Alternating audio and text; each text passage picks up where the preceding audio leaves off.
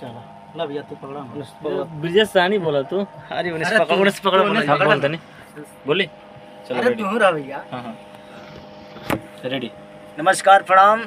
आज बहुत खुशी की बात बा कि हमने के अपने साजन भाई की स्टूडियो में बहुत नए सिंगर है भैया हमार। इसका तो आप लोग जानते हैं हमारी जिला में मशहूर हैं। और इधर हमारे भाई एगो जन बेदर्दी प्यार से बोले नहीं मगर सतीश सानी नाम है, दीवाना भी नाम है भैया लोग।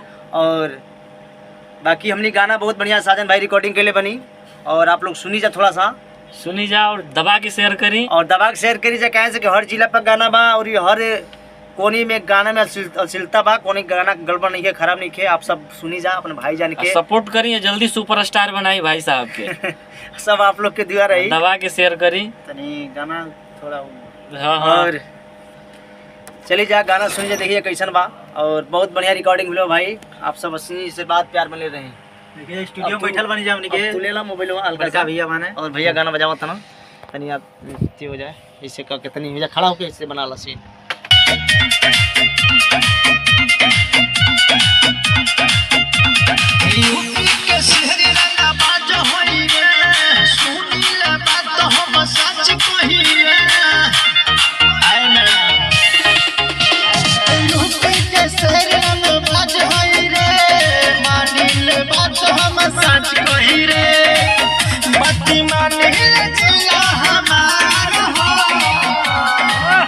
लखनऊ के बगल पड़ोस में